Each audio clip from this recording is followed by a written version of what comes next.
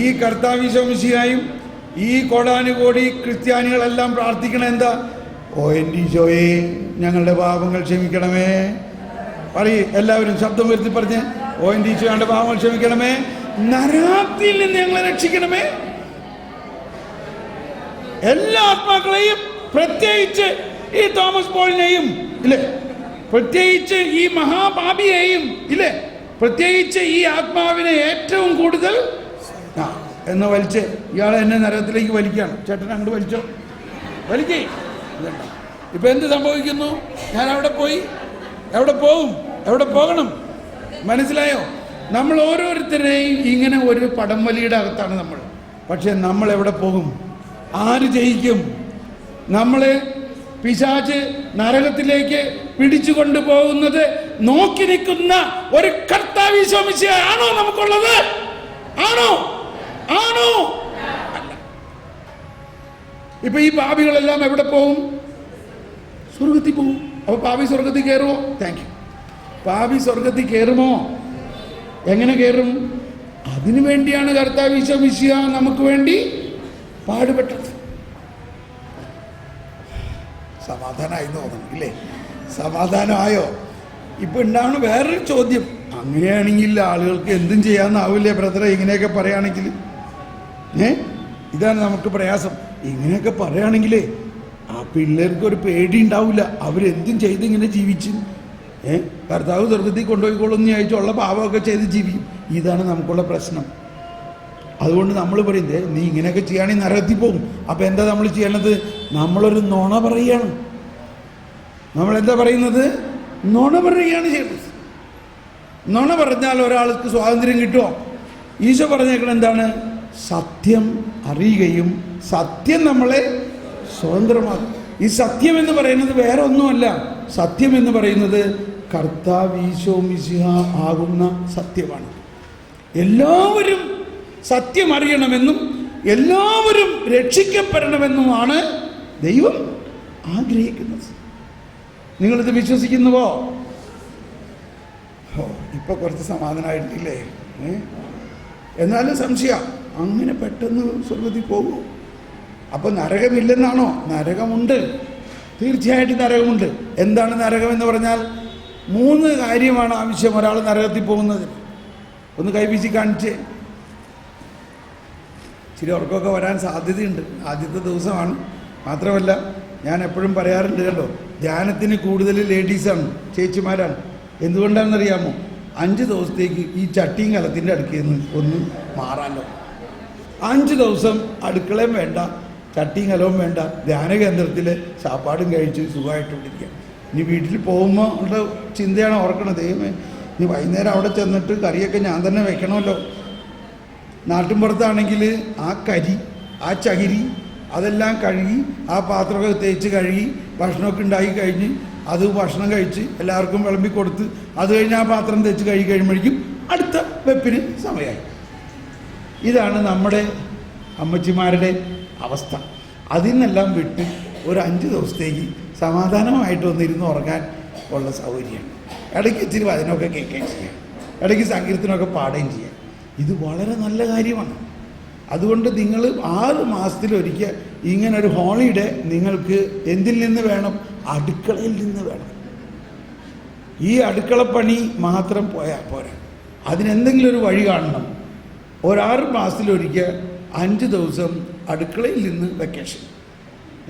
ഒന്നില്ലെങ്കിൽ 5 ദിവസത്തേക്ക് സാമ്പാറും ഒക്കെ ഉണ്ടാക്കി ഫ്രിഡ്ജിൽ കയറ്റിയിട്ട് അവർ ചൂടാക്കി കഴിച്ചോളും. എന്നിട്ട് നമുക്ക് ഇങ്ങോട്ട് വല്ല ധ്യാനകേന്ദ്രത്തിൽ പോയിരിക്കുക. അവിടെ 5 ദിവസം അടുക്കളയില്ലാത്ത, ചട്ടിങ്കലമില്ലാത്ത, പാത്രം കഴുകാത്ത, തീ കൂട്ടാത്ത ഒരു ജീവിതം. ഇത് ഞാൻ പോസിറ്റീവായിട്ട് പറയുകയാണ്. നിങ്ങൾ തീർച്ചയായിട്ടും 6 മാസത്തിലൊരിക്കൽ ഇങ്ങനെയൊക്കെ ചെയ്യണം. എങ്കിലേ നമ്മുടെ ആത്മാവിൽ കാര്യം. അല്ലെങ്കിൽ നമ്മൾ ഈ ചട്ടിങ്കലവും കഴുകി അങ്ങനെ ഇരിക്കലല്ലേ ഉണ്ടാവും. അപ്പോൾ അതുകൊണ്ടാണ് ധ്യാനകേന്ദ്രങ്ങളിൽ ലേഡീസ് കൂടുതലായിട്ട് വരണത്.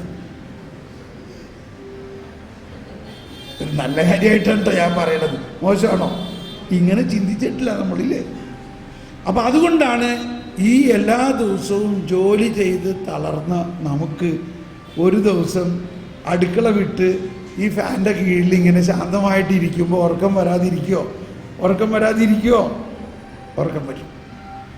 എൻ്റെ ഒറ്റ ആശ്വാസം ഇതാണ്, കർത്താവ് പറഞ്ഞിട്ടുണ്ട്, എൻ്റെ വചനം നീ ഉറങ്ങുമ്പോഴും നിൻ്റെ അകത്ത് പ്രവേശിക്കും. അത് വെച്ചിട്ടാണ് ഞങ്ങളിവിടെ പ്രവർത്തിക്കുന്നത്. അതുകൊണ്ട് കുറച്ചൊക്കെ ഉറങ്ങി ആയിട്ട് പ്രയാസമൊന്നുമില്ല. എങ്കിലും ചില പ്രത്യേക സമയം വരുമ്പോൾ അത് ഉറക്ക ഗുളിക വിട്ട് ശരിക്കും ഒന്ന് കയറാൻ വേണ്ടിയാണ് ഞാനൊന്ന് കൈ വീശാനൊക്കെ പറയണത്. പക്ഷെ ഉറങ്ങിക്കോ, ഉറക്കം പറ്റാത്തൊരു ഉറങ്ങിക്കോ. കാരണം നമ്മൾ 5-6 മാസം കൂടുമ്പോൾ ഒന്ന് ഉറങ്ങാൻ കിട്ടുന്ന സമയമാണ് ഒരു ധ്യാനം. അതുകൊണ്ട് കുറച്ച് പേര് ഉറങ്ങിക്കോ. ഇതിൻ്റെയൊക്കെ CD ഇത് കഴിയുമ്പോൾ കംപ്ലീറ്റ് ടോക്കും CD-യിലുണ്ടാവും.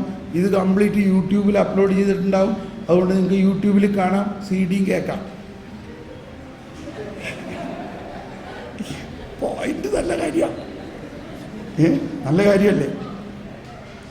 ഓക്കെ, ഞാനിപ്പോൾ എന്താ പറഞ്ഞു വന്നത്? ടോപ്പിക്കൊന്നും പോയി നമ്മൾ കണ്ടോ? നരകം. നരകത്തിൽ പോകുന്നതിന് 3 കാരണങ്ങളുണ്ടാകണം. 3 ഒപ്പം വേണം. അത് ഒന്ന്, ഇത്രയും കരുണാർദ്രമായ ദൈവത്തിൻ്റെ രക്ഷാകര പദ്ധതിയെ സ്വമനസ തിരസ്കരിക്കുകയും അവർ മാരകമായ പാപത്തിൽ മരണം വരെ ജീവിക്കുകയും അനുതപിക്കാതെ മരിക്കുകയും ചെയ്യുന്ന അവസ്ഥയിലാണ് ഒരാത്മാവ് നരകത്തിൽ പോകുന്നത്. അത് ദൈവം ആരെയും നരകത്തിൽ കൊണ്ടുപോകാൻ ചെയ്യുന്നതല്ല. ഒരാൾക്ക് കർത്താവ് ഈശോ മിശിഹ അവൻ്റെ പാപങ്ങൾക്കെല്ലാം പരിഹാരം ചെയ്ത് കഴിഞ്ഞിട്ടും അവൻ ആ കർത്താവ് ഈശോ മിശിഹായെ തിരസ്കരിക്കുകയാണെങ്കിൽ അവൻ തന്നെയല്ലേ അതിന് ഉത്തരവാദി. എന്നിട്ട് അവൻ മാരകമായ പാപത്തിൽ ജീവിക്കുന്നു, എന്നിട്ട് പശ്ചാത്തപിക്കാതെ മരിക്കുന്നു. പക്ഷെ ഇങ്ങനെ ഉള്ളൊരവസ്ഥയിലാണ് ഒരാത്മാവ് നരകത്തിൽ പോകുന്നത്. എന്നാൽ നമ്മളെല്ലാ ദിവസവും പ്രാർത്ഥിക്കുന്നത് മുഴുവൻ എന്തിനാ? ഓ എൻ്റെ ഈശോയെ, ഒന്ന് എല്ലാവരും ഉച്ചത്തിൽ പറഞ്ഞേ, അർത്ഥം മനസ്സിലാക്കി പറഞ്ഞേ. ഓ എൻ്റെ ഈശോയെ, ഞങ്ങളുടെ പാപങ്ങൾ ക്ഷമിക്കണേ എന്ന് പറഞ്ഞാൽ നമ്മുടെ മാത്രമല്ല, ലോകം മുഴുവനിലുള്ള എല്ലാവരുടെയും ഞങ്ങളുടെ പാപങ്ങൾ ക്ഷമിക്കണമേ, നരകാഗ്നിയിൽ നിന്ന് ഞങ്ങളെ രക്ഷിക്കണമേ. പിന്നെന്താ? എല്ലാ ആത്മാക്കളെയും, പ്രത്യേകിച്ച് അങ്ങയുടെ കാരുണ്യം ഏറ്റവും കൂടുതൽ ആവശ്യമുള്ളത് ആർക്കാ?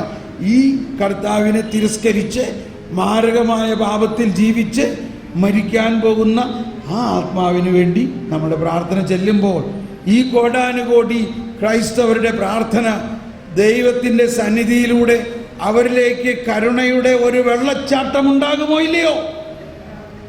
അങ്ങനെ അന്ത്യനിമിഷത്തിലെങ്കിലും അവർ മനസ്സ് മാറി. എനിക്ക് ഒരുപാട് പേരുടെ ടെസ്റ്റ് മണികളുണ്ട്. ഇപ്പോൾ നിങ്ങൾക്ക് തന്നെ ഒരുപക്ഷെ ഇത് പറയാൻ സാധിക്കും.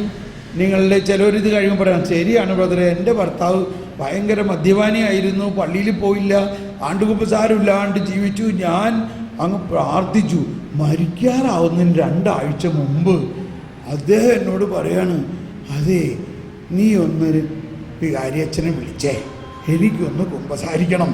ഓ എൻ്റെ കർത്താവേ, എൻ്റെ പ്രാർത്ഥന കേട്ടു. ആണോ ഇല്ലയോ? ഇത് വളരെ സാധാരണമാണ്. ഇതെല്ലാം പറയുമ്പോൾ നിങ്ങൾ വിചാരിക്കേണ്ട, അയ്യോ ഇങ്ങനെയൊക്കെ ചെയ്യുകയാണെങ്കിൽ പറയുകയാണെങ്കിൽ ബ്രദറെ അവർ ശ്രമിക്കില്ല.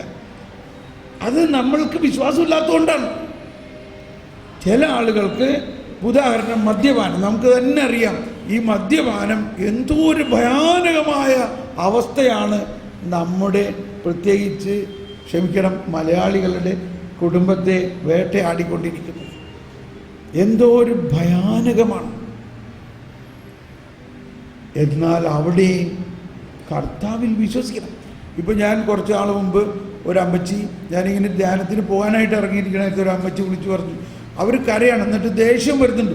ഞാൻ അവനോട് പറഞ്ഞു, ഇനി അവൻ വരാണെങ്കിൽ കള്ളം കുടിച്ച് കഞ്ചാവ് അടിച്ചോട്ട് വരാണെങ്കിൽ ഞാൻ വീട്ടിൽ കയറ്റില്ല എന്ന് ഞാൻ പറഞ്ഞിട്ടുണ്ട്. എന്നെ ഫോൺ വിളിച്ച് പറയാണ്, അതെന്താ പറ്റി? എൻ്റെ മകൻ്റെ കാര്യമാണ് പറയണത്. അപ്പോൾ എനിക്ക് മനസ്സിലായി ആ അമ്മച്ചിയുടെ വേദനയാണ് ഈ പറയണത്, അല്ലാണ്ട് എന്നോട് ദേഷ്യം ഉണ്ടായിട്ടൊന്നും അല്ലല്ലോ. ഞാൻ പറഞ്ഞു, അമ്മച്ചി, എന്നിട്ട് പറയാണ്, ബ്രദറെ പ്രാർത്ഥിക്കും, അവനൊന്ന് രക്ഷപ്പെട്ട് കിട്ടാൻ വേണ്ടി ഒന്ന് പ്രാർത്ഥിക്കും. ഞാൻ പറഞ്ഞേ, അമ്മച്ചി ഇപ്പം അമ്മച്ചി പറഞ്ഞില്ലേ, ഇനി അവൻ കള്ള് കുടിച്ചുകൊണ്ട് വന്നാൽ ഞാൻ വീട്ടിൽ കയറ്റില്ല എന്ന് പറഞ്ഞില്ലേ? അവൻ എന്തുകൊണ്ടാണ് കള്ള് കുടിക്കണേ? അവൻ എന്തുകൊണ്ടാണ് കഞ്ചാവ് അടിക്കണേ? അല്ല, അവനോട് ഞാൻ എത്ര പ്രാവശ്യം പറഞ്ഞിട്ടുണ്ട് തെറ്റാണ്, തെറ്റാണ്, തെറ്റാണെന്ന്. അവനെന്താ മനസ്സിലാക്കാത്തത്? ഞാൻ ചോദിച്ച്, അമ്മച്ചിക്ക് മനസ്സിലായിട്ടുണ്ടോ ഇതെന്താ മനസ്സിലാകാത്തതെന്ന്? ഞാൻ ചോദിച്ചു, ഭൂലോകഭാവം നീക്കും ദൈവത്തിൻ്റെ എമ്പുരാട്ടി കുട്ടിയായി ഈശോ തമ്പുരാനെ ഞങ്ങളുടെ മേൽ കരുണയായിരിക്കണേ എന്നതിൻ്റെ അർത്ഥം എന്താ?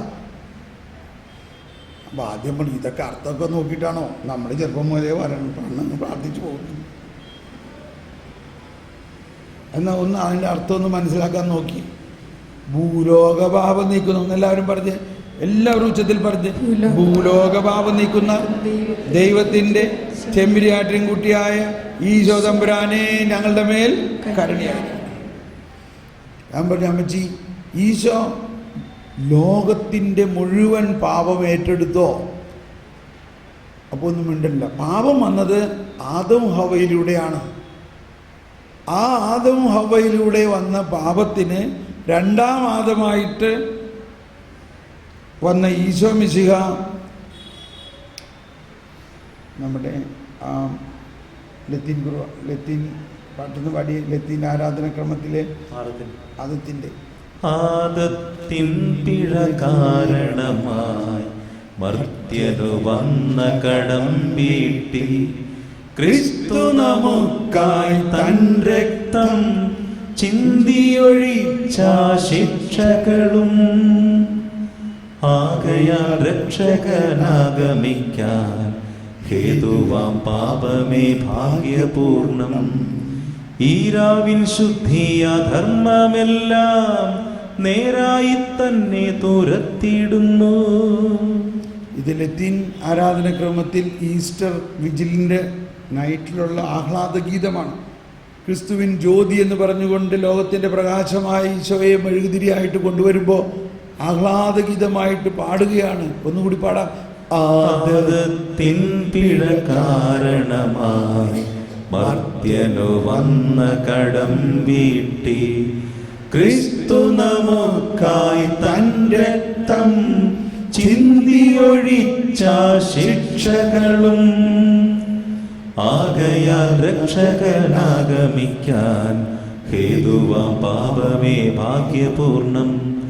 ഈരാവിൽ ശുദ്ധിയ ധർമ്മമെല്ലാം നേരായി തന്നെ തുരത്തിയിടുന്നു. ഇതിപ്പോൾ നിങ്ങൾക്ക് വേണ്ടി പാടിയതാണ്. ഞാൻ അമ്മച്ചിയോട് പറഞ്ഞു, ഈ ആദത്തിലൂടെ വന്ന പാപം മുഴുവനും അതിൻ്റെ പരിണതഫലമായി ലോകത്തിലുണ്ടായ സകല പാപവും കർത്താവീശോ മിശിഹ ഏറ്റെടുത്തു. അതാണ് നമ്മൾ ഇവരുടെ ഭൂലോകഭാവം നീക്കുന്ന ദൈവത്തിൻ്റെ എമ്പുരാട്ടിൻ കുട്ടി അയച്ചു തമ്പുരാൻ. അപ്പോൾ അമ്മച്ചി ഒന്ന് നിശ്വസിച്ചു. എന്തോ ഒരു കാര്യം മനസ്സിലായ മാതിരി. എന്നിട്ട് ഞാൻ ചോദിച്ചു, അപ്പോൾ ശ്രദ്ധിക്കണേ, ഒന്ന് കൈവീശിയേ, ചേരോടെ കണ്ടു പിടിച്ചേ. അപ്പോൾ അമ്മച്ചിയുടെ മകൻ്റെയും അമ്മച്ചിയുടെയും ഇനി വരാനിരിക്കുന്നവരുടെയും എല്ലാം പാപം കർത്താവീശോ മിശിഹ ഏറ്റെടുത്തുവോ? അങ്ങനെയാണെങ്കിൽ യേശു ഏറ്റെടുത്തല്ലോ. ഇനി ഒരു ചോദ്യം, എന്നാൽ പിന്നെ അവൻ എന്തുകൊണ്ട് ഇങ്ങനെ ചെയ്യണേ? ഞാൻ ചോദിച്ചു, അമ്മച്ചിക്ക് ഇപ്പോഴല്ലേ ഇത് മനസ്സിലായത്? അപ്പം അമ്മച്ചി വിശ്വാസ പ്രമാണമൊക്കെ ചെല്ലുന്നുണ്ടെങ്കിലും ഇത് ശരിക്കും വിശ്വസിച്ചിട്ടുണ്ടായിരുന്നോ? അത് ഇപ്പോഴാണ് എനിക്ക് മനസ്സിലായത് ബ്രദറെ. എങ്കിൽ അമ്മച്ചി അവനെയും ഇത് മനസ്സിലാക്കണം, അവനെ ഇത് മനസ്സിലാക്കി കൊടുക്കണം. അതെങ്ങനെയാണ്? അമ്മച്ചി അവനോട് ഇതുപോലെ ദേഷ്യപ്പെട്ട് സംസാരിക്കരുത്. മറിച്ച് നാളെ അവൻ വരുമ്പോൾ പറയണം, എടാ മോനെ, ഇപ്പോഴെനിക്ക് മനസ്സിലായി നീ എന്തുകൊണ്ടാണ് ഇങ്ങനെ മദ്യപിക്കുന്നത്. ഒരു കാര്യം എനിക്കറിയാം, നിനക്ക് സ്വയം ഇതിൽ നിന്ന് രക്ഷപ്പെടുക സാധ്യമല്ല. പക്ഷെ ഒന്ന് നീ വിശ്വസിക്കണം, കർത്താവീശോ മിശിഹ നിൻ്റെ ഈ മദ്യപാനവും കഞ്ചാവടിയും മറ്റ് സകല പാപങ്ങളും ഈശോ മിശിഹ ഏറ്റെടുത്തു. അവൻ ആദ്യം തോന്നിയത് അമ്മച്ചിക്ക് എന്ത് പറ്റി, ഇന്നലെ കണ്ട അമ്മച്ചി അല്ലല്ലോ ഇത്, ഇല്ലേ? ആകെ ഭയങ്കര ഒരു ചിന്താക്കുഴപ്പമോ അല്ലെങ്കിൽ ചിന്ത വരുന്നത്, ഇത് എന്താ അമ്മച്ചിക്ക് പറ്റിയത്? എടാ മോനെ, നമുക്ക് രണ്ടുപേർക്കും കൂടി നമ്മുടെ ഈശോനോടൊന്ന് പ്രാർത്ഥിക്കുകയാണെങ്കിലേ ഈശോ നിന്നെ ഇതിൽ നിന്ന് മോചിപ്പിക്കും. നിനക്ക് സ്വയം ഇതിൽ നിന്ന് മോചിക്കുക സാധ്യമല്ല. നമുക്കൊന്ന് പ്രാർത്ഥിക്കാം. അവനവിടെ മുട്ടുകുത്തി പ്രാർത്ഥിക്കുകയോ ഇല്ലയോ? അതാണ് അങ്ങനെ. അപ്പം അവിടെ പ്രാർത്ഥന എന്ന് പറഞ്ഞാൽ എന്താ? ഈശോ മിശിഹ ഇതെല്ലാം ചെയ്തു കഴിഞ്ഞു എന്ന് വിശ്വസിക്കുകയും ആ വിശ്വാസത്തിലൂടെ ഈശോ മിശിഹ പാപമോചനം നൽകിയതിന് ശേഷമുള്ള ആ ദൈവികത നമ്മുടെ ആത്മാവിലേക്ക് ഒഴുകുകയും ചെയ്യുമ്പോഴാണ് ഇതിൽ നിന്ന് നമുക്ക് മോചനം കിട്ടുന്നത്. അല്ലാതെ അവനെ പറഞ്ഞ് പേടിപ്പിച്ചു, നീ ഇതേമാതിരി പറയണം, നിന്റെ കാല് തല്ലോട്ടിക്കും, നിന്നെ ഞാൻ വീട്ടിൽ കയറ്റില്ല എന്ന് നമ്മൾ പറയുമ്പോൾ നമ്മുടെ വിശ്വാസ പ്രമാണത്തിന് ഓപ്പോസിറ്റായിട്ട് നമ്മൾ പ്രഖ്യാപിക്കുകയാണ്. വിശ്വാസ പ്രമാണത്തിന് നേരെ വിപരീതമായിട്ട് നമ്മൾ പറയുകയാണ്. ഒന്ന് കണ്ണടച്ച് നമ്മുടെ ജീവിതത്തിൽ നമ്മുടെയും നമ്മുടെ മാതാപിതാക്കളുടെയും നമ്മുടെ ജീവിത പങ്കാളിയുടെയും നമ്മുടെ മക്കളുടെയും സകല പാപവും കർത്താവ് ഈശോ മിശിഹ ഏറ്റെടുത്തു കഴിഞ്ഞു എന്ന് പൂർണ്ണമായിട്ടൊന്ന് വിശ്വസിക്കുക. നമുക്കൊന്ന് എഴുന്നേറ്റ് നിന്നൊന്ന് സ്തുതിച്ച് പ്രാർത്ഥിക്കാം. അങ്ങനെ വിശ്വസിച്ചുകൊണ്ട് ഒന്ന് സ്തുതിച്ച്, കർത്താവെ ഞാൻ വിശ്വസിക്കുന്നു ഞങ്ങളുടെ ജീവിതത്തിലെ സകല പാപവും കർത്താവ് ഈശോ മിശിഹ ഏറ്റെടുത്ത് കഴിഞ്ഞിരിക്കുന്നു എന്ന് ഞാൻ വിശ്വസിക്കുന്നു. ഒന്ന് സ്വതന്ത്രമായി സ്തുതിച്ച് ഹല്ലേലൂയ, ഹല്ലേലൂയ, യേശുവേ സ്തോത്രം, യേശുവേ നന്ദി, ഹല്ലേലൂയ, ഹല്ലേലൂയ, യേശുവേ സ്തോത്രം, ഹല്ലേലൂയ, ഹല്ലേലൂയ. നമുക്ക് ഈ ഗാനം ഏറ്റുപാടാം. യേശുനാമമല്ലാതെ എന്നുള്ള ഗാനം. Hallelujah, hallelujah, hallelujah.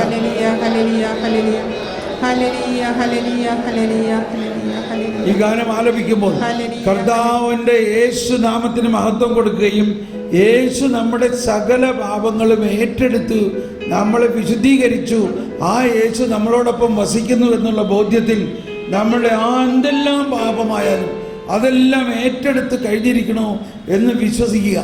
അതാണ് ജ്ഞാനമെന്ന് പറയുന്നത്. ജ്ഞാനമെന്ന് പറയുന്നത് ദൈവത്തിൻ്റെ നീതിയെക്കുറിച്ചും ദൈവം നമുക്ക് നൽകിയ പരിശുദ്ധാത്മാവിൻ്റെ ഈ വലിയ രഹസ്യങ്ങളും അറിയുക എന്നതാണ് ജ്ഞാനം. നമുക്ക് ഈ ഗാനം ആലപിക്കുമ്പോൾ എല്ലാവരും കൈയടിച്ച് ഉച്ചസ്വരത്തിൽ, ഇതൊരു പഴയ പാട്ടാണ്, പാട്ടുകടലാസ് നോക്കണ്ട, പാട്ടുകടലാസ് നോക്കാതെ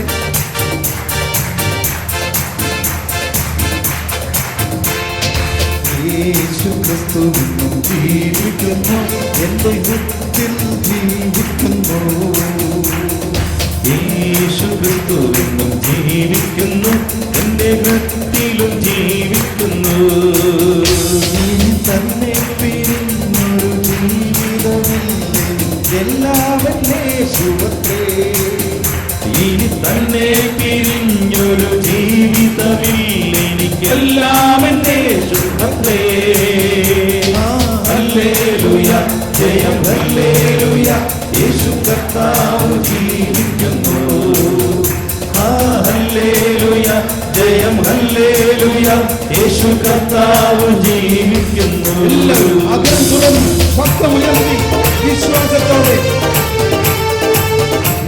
യേശു നാമം, അതിശയ നാമം, വേറെ ഒരു നാമത്തിലും രക്ഷയില്ല.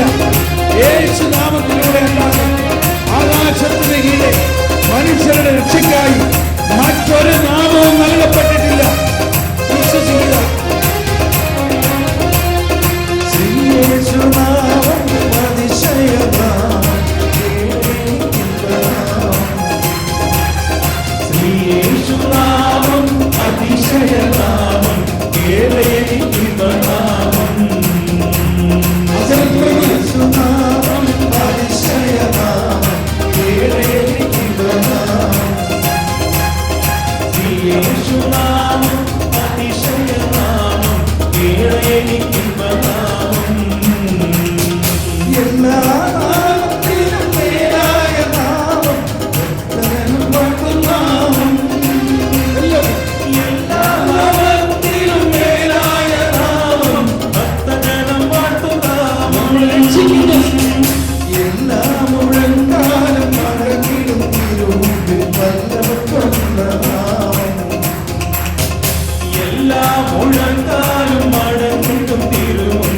വല്ലഭത്വമുള്ള നാമം. ആകാശത്തെങ്ങും തേടേണ്ട നീ, ആഴെ ഭൂമിയിലും തേടേണ്ട നീ, കനിവിനായി സ്നേഹസ്വരൂപൻ എന്നും നിന്റെ കൂടെയുണ്ട്. ആകാശത്തെങ്ങും തേടേണ്ട നീ, ആഴെ ഭൂമിയിലും തേടേണ്ട നീ, കനിവിനായി സ്നേഹസ്വരൂപൻ എന്നും നിന്റെ കൂടെയുണ്ട്. സാഗരങ്ങളെ ശാന്തമാക്കിയും ശക്തനായവൻ കൂടെയുണ്ട്. സാഗരങ്ങളെ ശാന്തമാക്കിയും ശക്തനായവൻ കൂടെയുണ്ട്. എല്ലാവരുടെ കൂടെയുണ്ട്, കൂടെയുണ്ട് നാഥൻ. നമ്മളെ രക്ഷിക്കുന്ന ഈശോ, നമ്മുടെ ഈശോ, പാപമേറ്റെടുത്ത ഈശോ നമ്മുടെ കൂടെയുണ്ട്. ഭയപ്പെടില്ല, ഞാൻ ഭയപ്പെടില്ല. കൂടെയുണ്ട്, കൂടെയുണ്ട്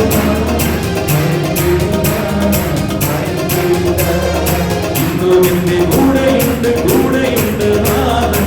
ഭയപ്പെടില്ല, ഞാൻ ഭയപ്പെടില്ല. ലോകപാപം മുഴുവനും കർത്താവ് ഈശോ മിശിഹ ഏറ്റെടുത്തുവോ? ആകാശത്തിന് കീഴെ മനുഷ്യരുടെ വിമോചനത്തിനായി വേറെ ഒരു നാമവുമില്ല എന്ന് വിശ്വസിക്കുന്നവർ അത്ര പേരുണ്ടെന്ന് കരമുയർത്തുക. ഭൂലോക പാപം, എല്ലാവരും ഏറ്റു പറഞ്ഞുകൊണ്ട്, ഭൂലോക പാപം മുഴുവനും ഏറ്റെടുത്ത ദിവ്യ ചെമ്മരിയാട്ടിൻകുട്ടിയായ ഈശോ തമ്പുരാനെ ഞാൻ അങ്ങിൽ വിശ്വസിക്കുന്നു. ഒരു നിമിഷം കണ്ണടച്ച് നമ്മളുടെ പാപങ്ങളും നമ്മുടെ മാതാപിതാക്കളുടെയും നമ്മളുടെ ജീവിത പങ്കാളിയുടെയും മക്കളുടെയും സകല പാപങ്ങളും ഈശോ ഏറ്റെടുത്തു എന്ന് വിശ്വസിക്കുക. വിശ്വസിക്കുന്നോ? വിശ്വസിക്കുന്നു. അവരുടെ പ്രവൃത്തിയിലൂടെ അല്ല അവരുടെ പാപങ്ങൾ മാറുന്നതെന്നും വിശ്വാസത്തിലൂടെയാണ് പാപങ്ങൾ മാറുന്നതെന്നും ആ കരുണ അവർക്ക് ലഭിച്ചിരിക്കുന്നുവെന്നും വിശ്വസിക്കുക. ഒന്ന് സ്വതന്ത്രമായി സ്തുതിക്കുക. ഭാഷാവരമുള്ളവർ ഭാഷാവരം സ്തുതിക്കുക.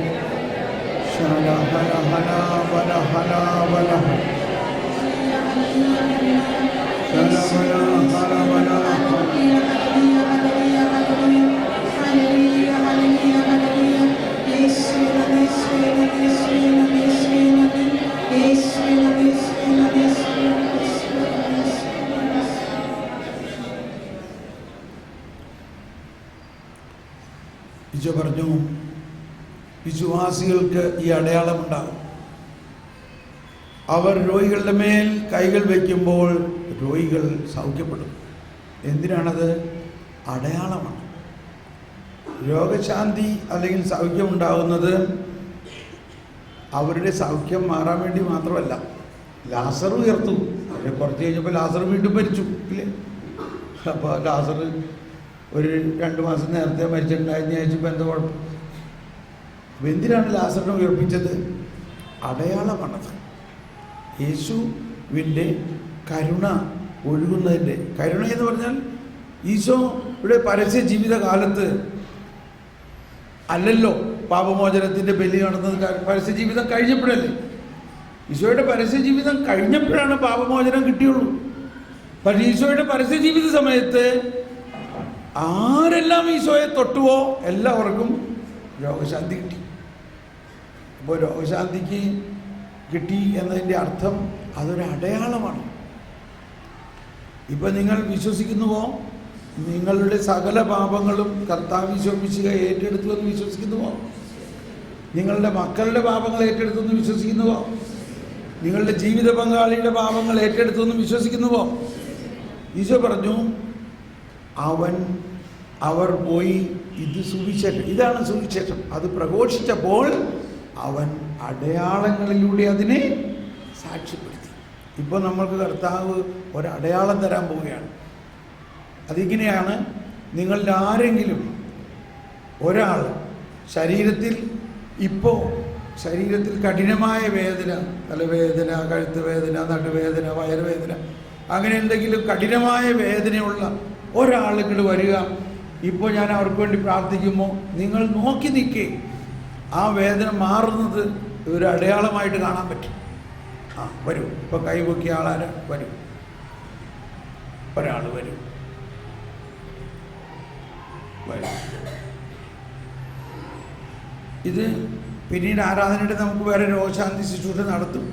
ഇത് നമ്മളിപ്പോൾ കേട്ട സുവിശേഷമാണെന്നും ഒന്നുകൊണ്ടും സംശയിക്കേണ്ട ആവശ്യമില്ല എന്നും ഉള്ളതിൻ്റെ ഒരു അടയാളമാണ്. ഇങ്ങ് വന്നേ ചേച്ചി, എന്താ എവിടെയാ വേദന? ഈ കാലിൻ്റെ പാദത്തിന് ആക്സിഡൻ്റ് ആയിട്ട് നരമ്പ് കട്ടായി. ഇപ്പം നല്ല വേദന ഇപ്പോൾ ഉണ്ട്, നല്ല വേദന ഉണ്ട്. ശ്രദ്ധിക്കണം കേട്ടോ. ഒന്നും കൂടി നോക്കിയ വേദന നന്നായിട്ടുണ്ടോ? ഉണ്ട്.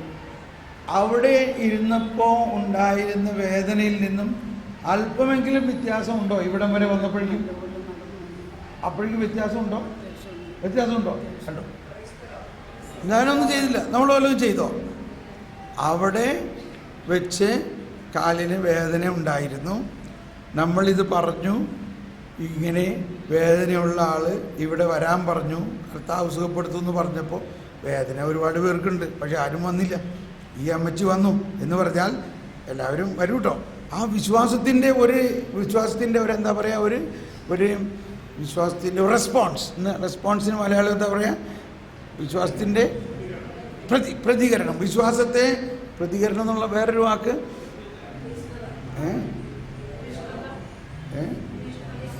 അതല്ല, വിശ്വാസത്തിനെ എന്താണ് വേറൊരു വാക്കാണത്. Anyway, response, ഏറ്റുപറഞ്ഞു. വാസ്തവത്തിൽ അവരാ വിശ്വാസം ഏറ്റുപറഞ്ഞതിൻ്റെ തുല്യമാണ് എന്നെ കർത്താവ് ഇപ്പോൾ സുഖപ്പെടുത്തും എന്ന് വിശ്വസിച്ചു. അവിടുന്ന് ഇവിടം വരെ വന്നപ്പോഴേക്കും വേദന കുറഞ്ഞു. ഇപ്പോൾ ഒന്ന് നോക്കിയ വേദന എന്തോരുണ്ടെന്ന്. അതെ, ഇപ്പോൾ വേദന കുറവുണ്ട് ഇല്ലേ? ഇനി ഇപ്പോൾ പൂർണ്ണമായിട്ട് ഇത് മാറ്റും ഈശോ ഇല്ലേ? തീർച്ചയായിട്ടും മാറ്റും. വിശ്വസിക്കുന്നുവോ? വിശ്വസിക്കുന്നു. നിങ്ങൾ എത്ര പേര് വിശ്വസിക്കുന്നു? ഇപ്പോൾ എന്താ ചേച്ചിയുടെ പേര്? ജെയിൻ മേരി. ഈ ചേച്ചിയുടെ ഈ ജെയിൻ മേരിയുടെ വേദന, ഈ വേദന ഇപ്പോൾ ഒരു അടയാളമായിട്ട് മാറ്റുമ്പോൾ കർത്താവിൻ്റെ ശക്തി ഈ മകളിലേക്ക് ഇപ്പോൾ ഒഴുകുമ്പോൾ അതേ സമയത്ത് ഇവിടെയുള്ള എല്ലാവരിലേക്കും അത് ഒഴുകും. അങ്ങനെ നമ്മുടെ വിശ്വാസം വർദ്ധിക്കണം നമുക്കിപ്പോൾ കാണാൻ പറ്റും. 5 മിനിറ്റ് കൊണ്ട് നിങ്ങളെല്ലാവരുടെയും വിശ്വാസം ഇങ്ങനെ എലിവേറ്റ് ആകുന്ന ഒരു അനുഭവം നിങ്ങൾക്ക് ഉണ്ടാകാൻ പോവുകയാണ്. എത്ര പേർ വിശ്വസിക്കുന്നു? ഇപ്പോൾ ജെയിൻ മേരിയുടെ കാലിൻ്റെ ഈ വേദന നിങ്ങൾ നോക്കി നിൽക്കേ കർത്താവെടുത്ത് മാറ്റും എന്ന് വിശ്വസിക്കുന്നവർ മാത്രം കരം ഉയർത്തുക. ഇനി നിങ്ങൾ പ്രാർത്ഥിച്ചോളൂ. കർത്താവേ നന്ദി, യേശുവേ സ്തോത്രം, യേശുവേ ഈ മകളുടെ ഈ വേദന ഇപ്പോൾ അങ്ങ് പൂർണ്ണമായി എടുത്ത് മാറ്റും എന്ന് ഞങ്ങൾ വിശ്വസിക്കുന്നു. യേശുവിൻ്റെ നാമത്തിൽ, യേശുവിൻ്റെ നാമത്തിൽ രക്തധമനികൾ, മാംസപേശികളെല്ലാം പൂർണ്ണ സൗഖ്യമാകട്ടെ. യേശുവിൻ്റെ നാമത്തിൽ രക്തധമനികൾ, മാംസപേശികളെല്ലാം പൂർണ്ണ സൗഖ്യമാകട്ടെ. യേശുവിൻ്റെ നാമത്തിൽ രക്തധമനികൾ, മാംസപേശികളെല്ലാം പൂർണ്ണ സൗഖ്യമാകട്ടെ. അങ്ങയുടെ കരുണാർദ്രമായ ശക്തി, സ്നേഹവും ഈ മകളിലേക്ക് ഒഴുകുന്നപ്പോൾ തന്നെ ഇവിടെയുള്ള എല്ലാവരിലേക്കും ഒഴുകട്ടെ, എല്ലാവരിലേക്കും ഒഴുകട്ടെ, ഇവിടെയുള്ള എല്ലാവരിലേക്കും ഒഴുകട്ടെ. ഈ വീഡിയോ കാണുന്നവരിലേക്ക് ഒഴുകട്ടെ, ലോകം മുഴുവൻ ഒഴുകട്ടെ. ആകാശത്തിന് കീഴെ മനുഷ്യരുടെ രക്ഷയ്ക്കായി മറ്റൊരു നാമമില്ല, യേശു നാമമല്ലാതെ ഞങ്ങൾ വിശ്വസിക്കുന്നു. ഇവിടെയുള്ള എല്ലാവരിലേക്കും ഈ ശക്തി ഒഴുകുന്നു, എല്ലാവരിലേക്കും ഈ ശക്തി ഒഴുകുന്നു, എല്ലാവരുടെയും വിശ്വാസം വർദ്ധിക്കുന്നു.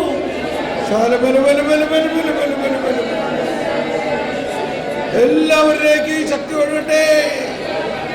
ഞങ്ങളെല്ലാവരുടെയും വിശ്വാസം വർദ്ധിപ്പിക്കണമേ, ഞങ്ങൾക്ക് ജ്ഞാനം നൽകണമേ, ഞങ്ങളിൽ വസിക്കുന്ന പരിശുദ്ധാത്മാവേ ഞങ്ങൾക്ക് വേണ്ടി പ്രാർത്ഥിക്കണമേ.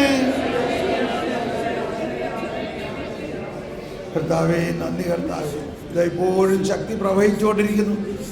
ഈ മകളിലേക്ക് ജെയിൻ മേരിയിലേക്ക് ശക്തി പ്രവഹിച്ചുകൊണ്ടിരിക്കുന്നു. ഈശോയുടെ ശക്തി മകളിലേക്ക് പ്രവഹിച്ചുകൊണ്ടിരിക്കുന്നു. ഇതോടൊപ്പം ഇവിടെ കൂടിയിരിക്കുന്ന എല്ലാവരിലേക്കും ഈ ശക്തി ഒഴുകുന്നു. Thank you Jesus. Thank you.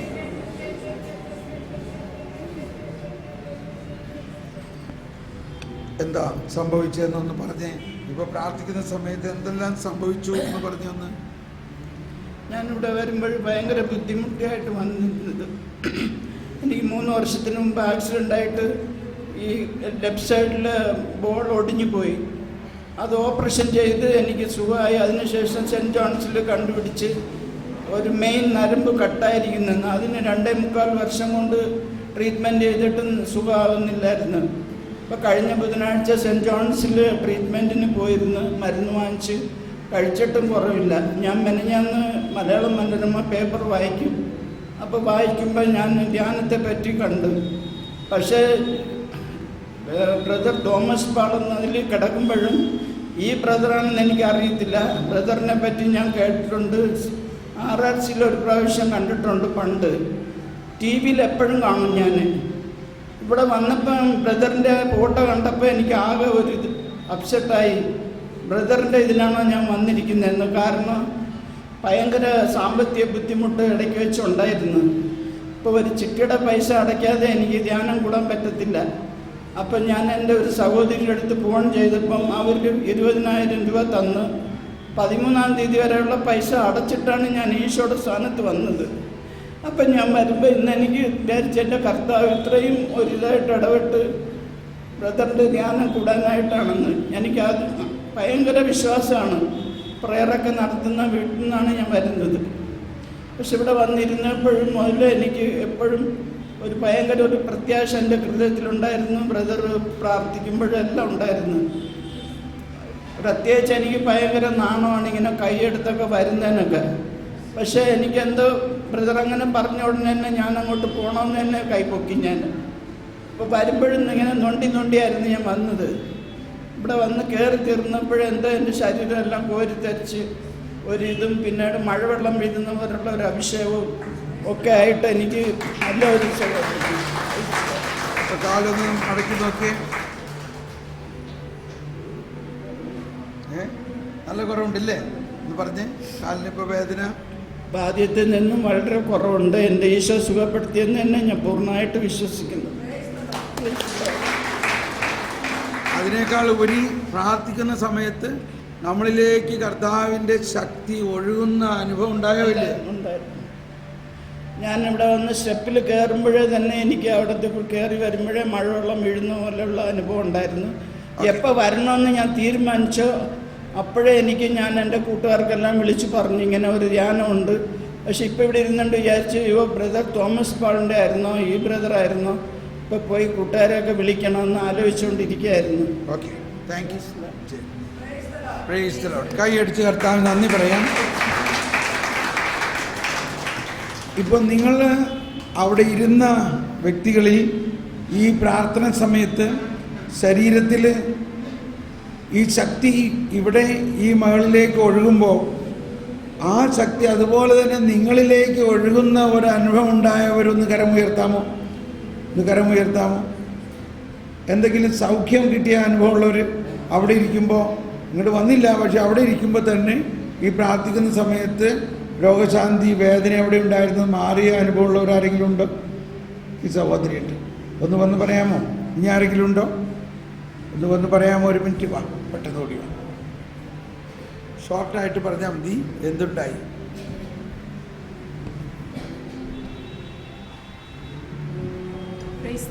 അടുത്തത് ഭയങ്കരമായിട്ട് കുളിര് പോകുന്ന ഒരു അനുഭവമായിരുന്നു. ഭയങ്കര ഏണിന് വേദനയായിരുന്നു.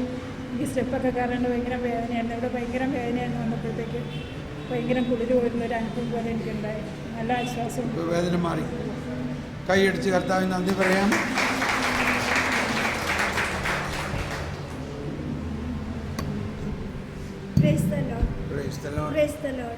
ബ്രദർ ഇങ്ങനെ വേദനയുള്ള ഒരു കൈപൊക്കാൻ എനിക്ക് കൈപൊക്കണമെന്നുണ്ടായിരുന്നു. പക്ഷെ കുറച്ച് വേദന ഈ കൈ ഉണ്ടായിരുന്നു.